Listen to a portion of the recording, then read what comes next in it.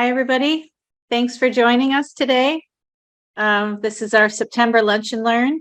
I'm Julie Brown, and I'm the Raptor Migration and Programs Director at HMANA.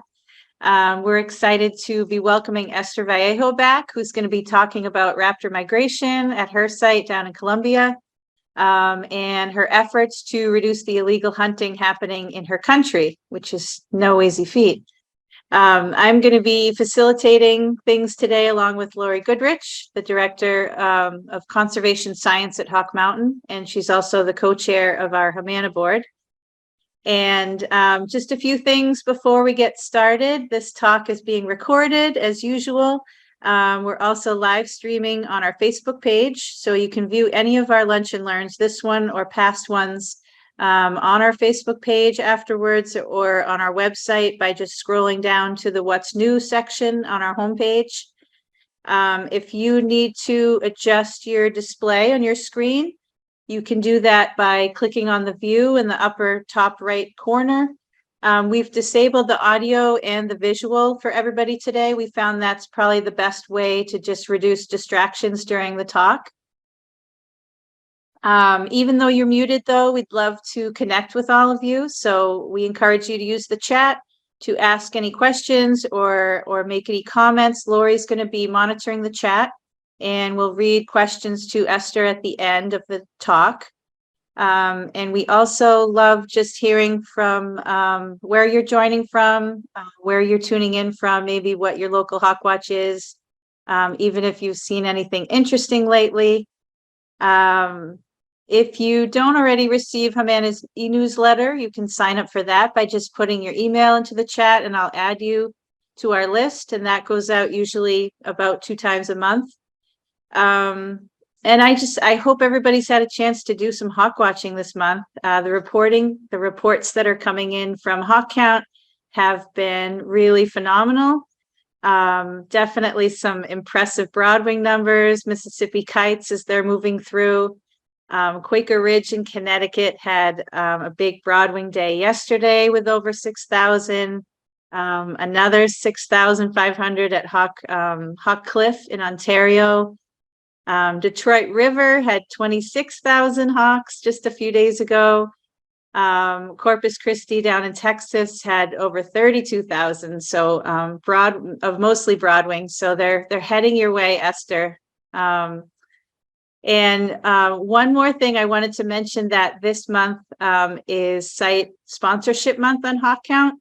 So lots of people are sponsoring their favorite sites, and thank you if you've already donated. And with a sponsorship, you get to have your name listed on all the pages of whatever site you're sponsoring.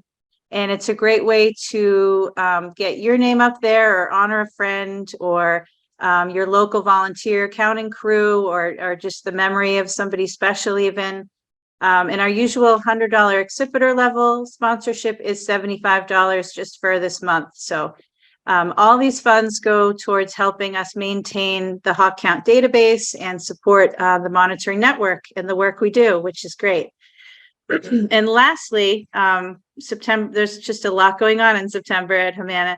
But it's International Hawk Migration Week right now.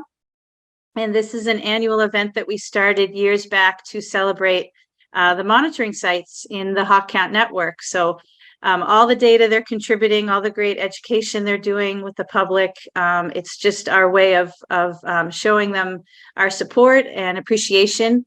And so you may see banners if you head out hawk watching. A lot of sites have International Hawk Migration Week banners, and they're celebrating with festivals or events. So I hope you can get out there and enjoy some migration. I will let Lori jump in and introduce Esther. Hi, everybody. Great to see you guys here, and I'm really excited about today's program. And we're very excited to have Esther with us. She's currently on the HMANA Board of Directors, and I think has been there since late last year. Esther Vallejo is a Colombian biologist and has been working with birds for over 10 years. She started her hawk migration studies at Veracruz River of Raptors, which is the largest migration site in the world. So she's had some great training. And she continued her studies of raptors by coming to Hawk Mountain in the fall of 2019 as a conservation science trainee. And during her time here, she was working on a grant proposal, which led to this work that she's going to talk about today and has been doing for several years. So she returned to Colombia and in 2020 founded the nonprofit TROPICOS Colombia with the purpose to try to conserve raptors, monitor raptors, and conduct education in central Colombia. So she's currently the director of this initiative, which is Conserving Migratory Raptors in Colombia. So with that, I will turn it back to Julie and Esther to get started. Yeah, it's all you, Esther. Go right ahead. Thank you very much for inviting me. Hello, everyone. Let me know if you are seeing my presentation correctly. Yep, it looks good. Okay, thank you. Hello, everyone. I'm going to talk about the illegal hunting to migrating raptors that is currently happening in Colombia. And this information is coming from surveys and interviews that we have been doing in the frame of the project Conserving Migrating Raptors in Colombia. I'm going to talk about the roosting sites where all this hunting is happening, the illegal hunting, and also the current efforts that we have been doing. And so I'm going to start talking a little about some context about Colombia. This country is part of the Mesoamerican land corridor and is a strategic place, not just because of this, but also because we can find roosting sites and stopover sites here in the country. However, we don't have many information about raptor migration here. Actually, in this chart here, you can see all the information that we have from diversity and numbers of migrating raptors in the past years. So more information is needed. At the same time, Colombia harbors some of the top human threats to raptors, including habitat loss and contaminants, but we are going to focus here in the illegal hunting. Okay, so I'm going to talk about the roosting sites because this is the place where all the hunting activity is happening. According to previous data, Conveima Canyon in Tolima and Cundinamarca are important roosting areas where the hunting is happening of swinesons and broken hogs. And in 2020, we could confirm that information. With this map, you can see some red dots that means the hunting behavior, the hunting activity. And as you can notice, everything is really concentrated here. That is the Conveima Canyon. But we also found that many other places are used by the migrating raptors to roost, has the yellow dots that you can see. Okay, so now this is the updated information. We can see here again the Conveima Canyon, but also Cundinamarca and other places in northern Tolima. We have areas in the mountains and in the valleys. In the case of the mountains, one of the most common forests in these areas are the premontane forests. And in the case of the valleys, we have the tropical dry forest fragments. That is one of the most threatened habitats worldwide. And it's interesting to see that raptors are using these really endangered ecosystems. So we could find swinesons hogs, broadwing hogs, and also we have some records of swallow-tailed kite, and most recently of Mississippi kite. Actually, this season, the past few weeks, we have been recording these new areas for Mississippi kite roosting. In total, we have 40 different areas has roosting sites. 16 of these areas are also reported as hunting areas in central Colombia. Let me show you a video about it. This is one of the roosting sites. The numbers of individuals can vary significantly. We have been reporting 1 to 10 individuals, but also we could have the pleasure to watch flocks of over 70,000 individuals in the field.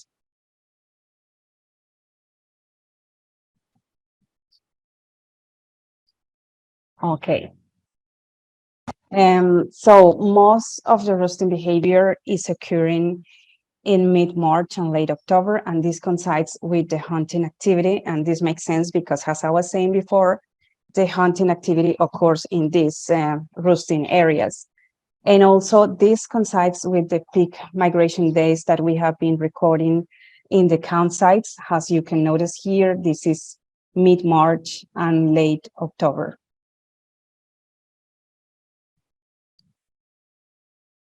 Okay, so we are going to talk now about the awareness of migration and raptors in these hunting areas. It is interesting to find that according to the proximity of the place, the perception is different. So if the community is really close to the phenomenon, like if they have roosting areas, or maybe they can see the migration really low because they are in highlands, it is evident for even those that are non-birders, and they have some conscious about it, like they know that these animals are not here all the time, and they have a lot of knowledge about it. But in the case of places where the migration flight is higher, the general population is often unaware about it. And also varies the perception according to the area where the people is located. For example, in Tolima, that we can see here in this map, is more close to the central Andes. And in the case of Cundinamarca, we can find this department in the eastern Andes. So the people from Tolima relate the migration exclusively to spring, when the land is celebrated. So this Catholic ritual culminates with Holy Week, and sometimes coincides also with the peak of migration, when the flocks are more evident. So they do this relation between hawks and Lent, and that's why they call them the Lenten hawks. And this is a particularly name for this region in the country. In the case of the people in Cundinamarca, they are aware mainly of fall migration. Just a few of them can recognize the spring like time of migration. So it is really different, this perception. And also they don't have this idea of like a religious thing involved. And it is interesting to find that we also could record this difference in our count sites, in our migratory data, because in the spring we could see that the migration is more concentrated in the central Andes. And in the case of the fall, the migration is moving more through this valley that you can see here, that is the Magdalena River Valley, and in the eastern Andes. So that's why the people in Cundinamarca has this perception. So this coincides with the information that we have found in our data. Okay, so the hunting is happening in the middle of the night. The hunters are using lantern lights, so they shoot the raptors when they are half asleep. As I was saying before, we have these places where the hunting is happening, and this area is called Falan, that is a community in the north of Tolima.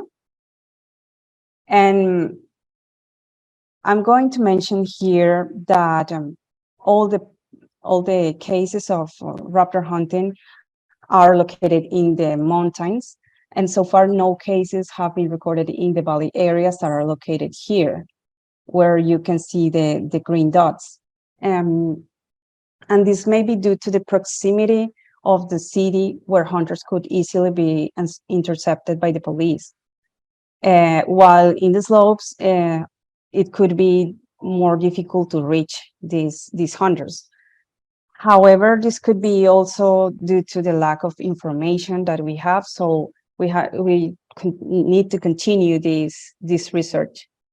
It is interesting also to notice that, for example, these two blue dots here are two different towns, Guayabal and Mariquita, and we could gather information that people from there is coming to hunt, but in the mountain areas.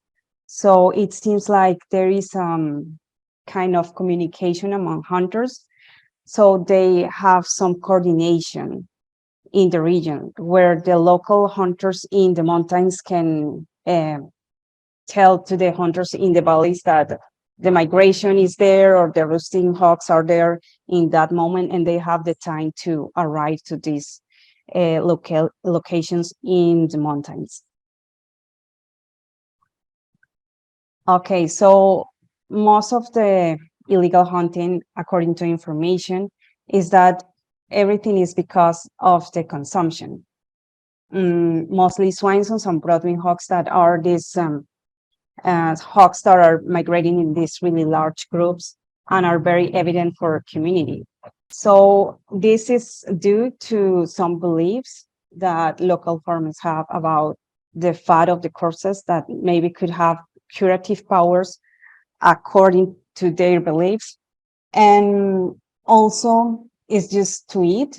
It is interesting to notice too here that these beliefs of curative powers are more related to the people in Tolima, where they also have this link with the religious festivity. But in the case of the people in Cundinamarca, they just want to eat the meat. They don't have these beliefs that they have curative powers. Also, it seems like the raptor meat has highly priced among hunters, and they even prefer this type of protein over fish, which is supposed to be the most similar in taste. I have to point out here that they have fish, they have pork, chicken. Some of these areas are also cattle farms, so they have beef. So there is no need to do it, like they are not doing for survival, but it's just because they have this conception of a really good meat. And that's why also they are willing to sell the collected meat. So as I was saying, it's not because of survival, and it's more like a tradition too, because you can see that behavior in your uncle, your father, and they involve the children too in these activities. So they are particularly susceptible to the influences of hunting behavior because they can see it in their own homes. And about the local laws, Colombia has well-established laws against wildlife hunting. In 1995, Tolima established a local ban on hunting, marketing, possessing, and transporting wild animals. In 2019, the Constitutional Court prohibited sport hunting in Colombia.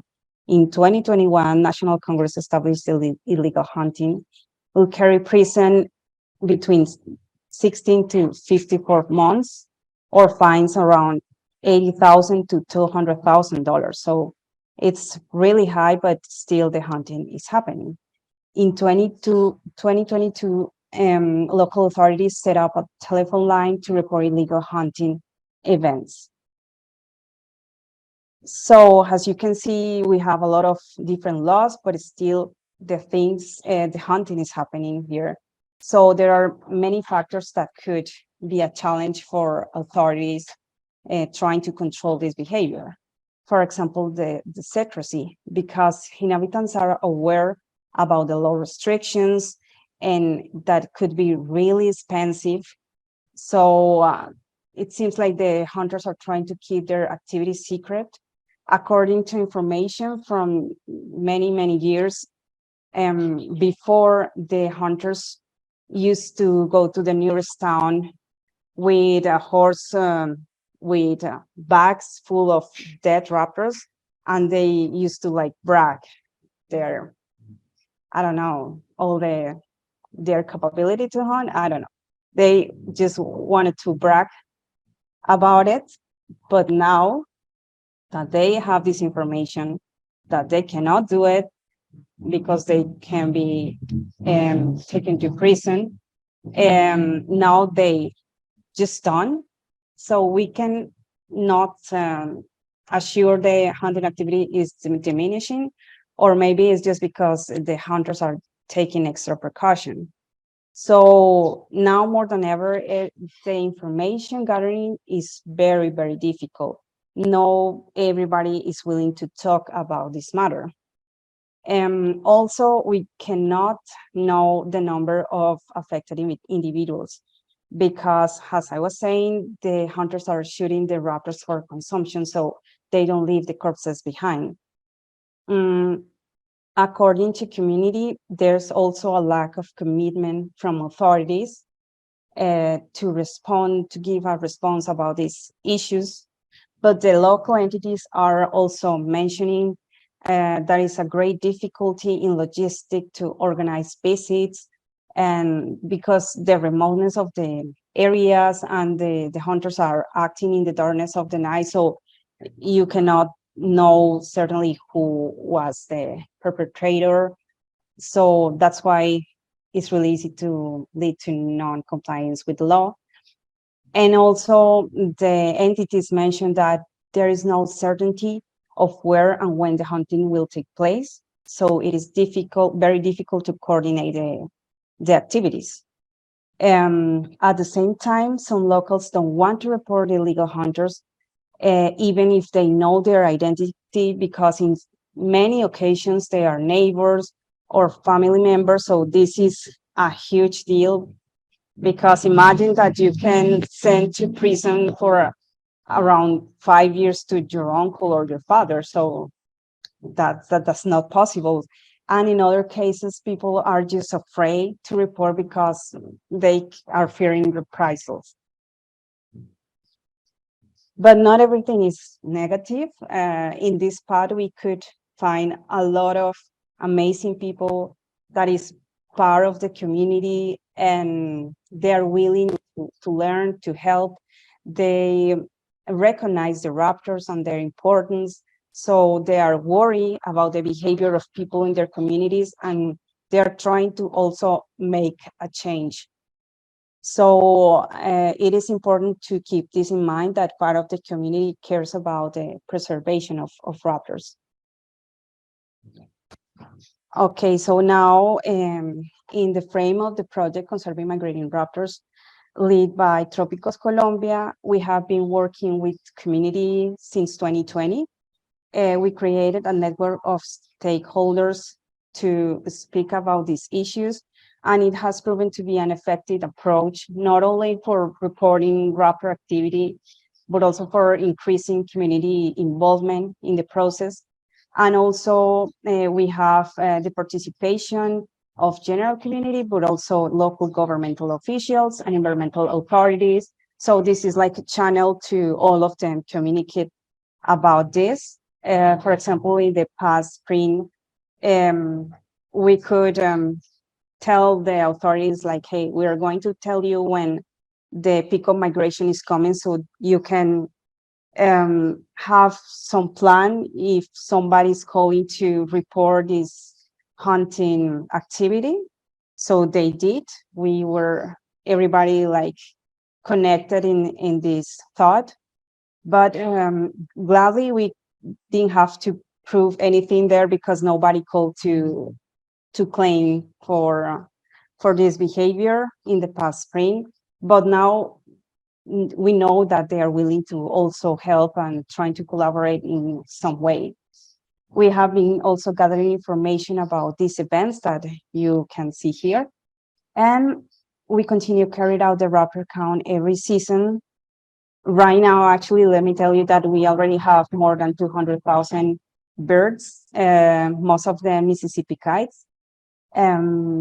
We also have identified the critical areas for raptor conservation. And after that identification, well, we then visit the hunting localities with education and outreach programs. In this way, we can engage the target population, and we have more opportunities to have changed the negative perspective on raptors. And about the education, it is really important for us to let you know that the participation of children from hunter families is like every day that we are there, are trying to involve these kids in the different activities. And it's really nice to speak with them because they are telling us like, yeah, my father, and it's something normal, and to see kind of their perspective, but also trying to teach them the importance of raptors and nature in general. We have been also training the local leaders and teachers, involving some of them as educators in our programs. So this fosters the continuity of the education process through the year. We're trying to keep in touch with them when we are not in the migration season. And we are also training people as counters, the people from the community, and continue with the outreach to our social media, trying not just to involve people in Central Colombia, but in the whole country. For example, in the past spring, we have activities that reach more than 600 children, young adults in Cundinamarca and Tolima. And this season, the challenge is to go to these new localities that I mentioned before, Guayabal and Mariquita, to bring them these educational programs too. In conclusion, legislation alone is not enough to protect the birds. So the shooting of raptors could be ceased if the locals change these beliefs and values. So that's why education is very important to the conservation in these areas. As I was saying before, part of the community really cares about the preservation of their ecosystems on raptors. So it is important to keep them close, to involve them in the process. And efforts need to be consistent over time to address ongoing shooting of raptors. Because by sustaining the community network, collecting data on roosting, hunting, and migration patterns, conducting ongoing education and outreach, community involvement can continue to grow and foster a greater sense of conservation awareness.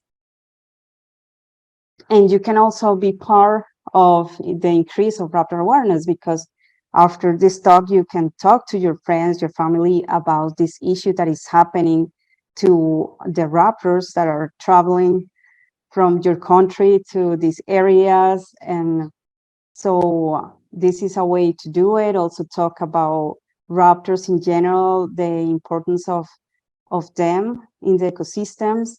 And also you can follow us in our networks, and that could also help us to reach more people. In our social media, we are talking about this matter, about our data in our count sites. And also you can help in our GoFundMe campaign. Here's the QR code if you want to help us. Also, Julie is going to share with you a link that is going to show you the GoFundMe campaign. And if you want to know more about this, this is actually an article in the last number of Hawk Migration Studies in the HMANA magazine. And that's it. Let me know if you have any question. And yeah, thank you very much.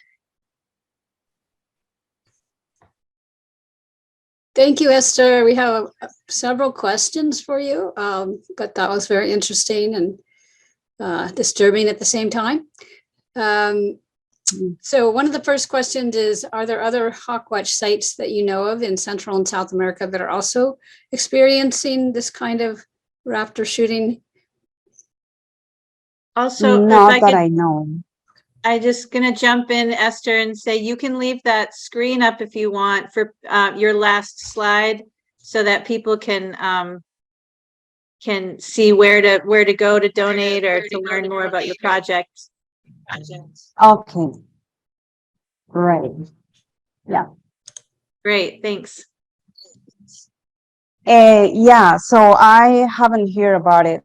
I know that in some places in Mexico, there are like, it's not hunting, but there are no raptors, but migrating birds that could be affected by, I don't know if that's hunting, but yeah, let's say hunting. But I haven't heard of raptor hunting in other places. Okay, yeah, I think there is general shooting, but maybe not as concentrated as what you're seeing in Colombia. But that's something that needs to be looked at, I think. Also, there was a question about what educational activities are you doing with the children regarding the hawks? Yeah, okay, so we are visiting these areas and we work with presentations, and we also go for birding. Like, we are trying to talk about routers, but also the environment and the birds in general. So we have these presentations, like is our program, but at the same time we are also doing another activities like crafts and trying to do also contests with the kids. This year we also have a contest for kids. So this has been important for us because people not just in Central America, but also in other regions of the country are participating, and other kids. So this has been a way to talk about this matter. And yeah, I will say that this mostly the way that we do it, like going directly to the areas and also working with the environmental groups in the schools.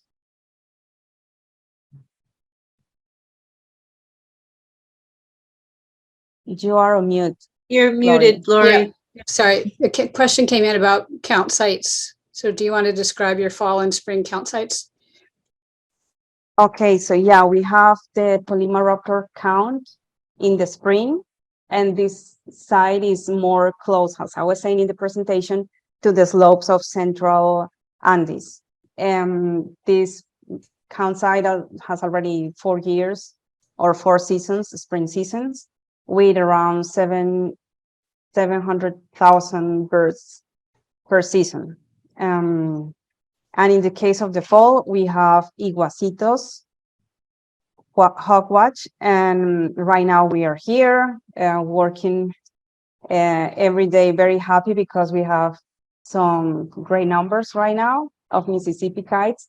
In this place, we could have actually the most bigger migration of Mississippi kite for the country till the moment. So we need to continue watching from this side, and actually the valley is really wide, and we have been also doing some explorations in the area to know where could be another good hawkwatch to witness the migration. But till the moment, this is a really good place, and yeah, I don't know if I can say anything about it. Anything else? Oh, well, the number is the same, around 700,000 birds per season. And those data are on hawk count, I believe, your daily totals. Yes. Yeah, of course, everything's limited by funding. She has a GoFundMe page, so more could be done in the future, perhaps.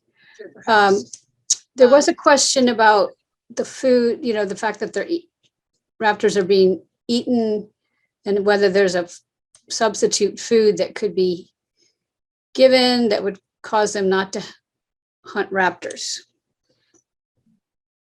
Sorry, I didn't understand the question very well. Is there a food item that can be given to given to hunters that would make them not need to hunt raptors? Or is it, I think you said maybe it's some other issue there. Yeah, well, actually, this was the first year that when I have the chance to speak with a hunter face to face after all this time.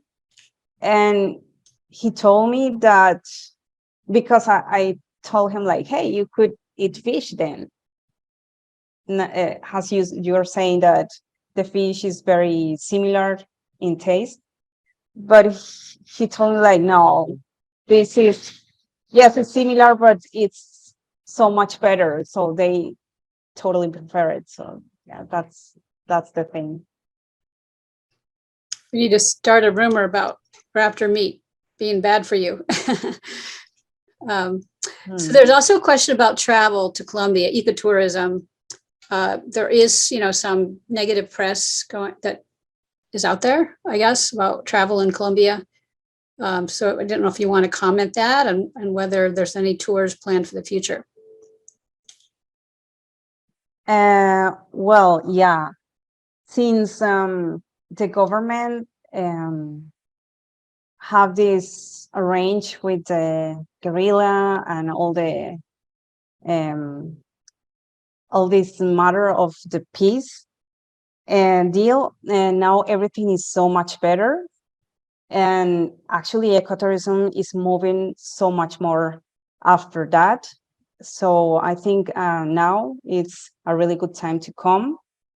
And we have actually some plans for the next year with Hawk Mountain Sanctuary. And the idea is to have more tours to come in here. And with these tours, we're willing to support the project to continue with this collecting data and working with the kids. So that's the plan. Yes, Hawk Mountain's doing a tour next spring, which I think we're already full, but happy to put people on a waiting list. I'm sure Esther would consider other tours. Can you describe your count season, spring and fall, like the dates, and also whether there's raptor rehabilitation for some of the injured birds? Well, in the case of Tolima raptor count, we are in mid-February to mid-April. And for iguacitos, we are from early September to mid-November. Was that the question? Also, the rehabilitation, is there raptor rehabilitation going on?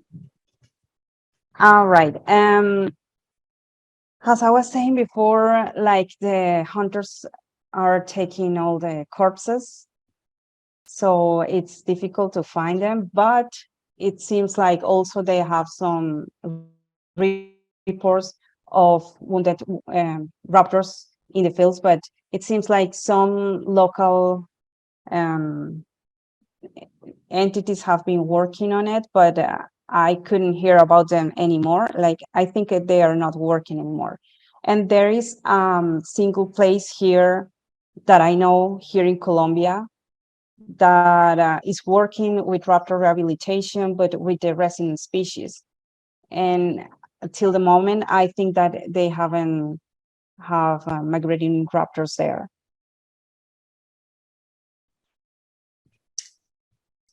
And then there's a couple of comments which people are thanking you for your presentation, but also the suggestion about using captive raptors to engage children, which I guess would be connected if you had an education center using captive birds. Yes, we have been trying to have this arrangement with the organization that I just said to you. But because they are also trying to work with the raptors in education, but it's like kind of hard, the logistics, because they are really far from here. So that's one of the issues, but maybe in the future we can work with them. Then I had a question. Are people shooting kites as well, or just the buteos? Because the timing of the migration. I think it's just the videos. According to all the information we have been gathering, they mentioned just Swansons and Broadwings. And I think that maybe it's because, well, Mississippi's are also doing these huge flocks, but they have another time. And the people have in their minds like March for the migration and October. So they don't have in mind the Mississippi kite migration that is like right now. And I think that's why they are safe. I hope. Well, that's all the questions in the chat. Are there any others? Anybody else? Julie? No, I don't have any others. I don't think. Yeah, Brian Wargo just commented that you make an important point about family traditions and beliefs. Those are powerful constraints on the thinking of young people. However, each generation does decide how they navigate through their world. Yeah, what a difficult issue to be managing, Esther, with so many, you know, traditions so ingrained in that culture. But we're so grateful that you're, you know, working so hard on this initiative. It's so important. Thank you. I think if you have that last slide, Esther, I can talk about next month's Lunch and Learn. If you could pull that one up. I don't think it's up anymore. Here we go. Great. Okay. Well, next month we'll be hearing from, if you could mute your, Esther, if you press mute, I won't get echo. Yeah. Thanks. Next month, we're going to be hearing from Hannah Leonard, Program Director for Sporting Lead Free, which is a non-political educational initiative working to reduce inadvertent lead consumption by wildlife and people. Another big threat to our wildlife, along with hunting. And this is going to be Wednesday, October 25th at noon. So you can register for that on the HMANA website or through Facebook. I really want to thank Esther for speaking today on this important topic. It was great. I'm hopeful for the future that we can turn things around. And I want to thank everybody for joining. Please consider supporting HMANA. We have Hawk Account Sponsorship Month. So you can support a site like I mentioned earlier, or you can join our kettle with a HMANA membership. We'd love to have you. And we're really grateful for all your support and for tuning in to these Lunch and Learns. So thanks again to everybody, and I hope we see you all again next month.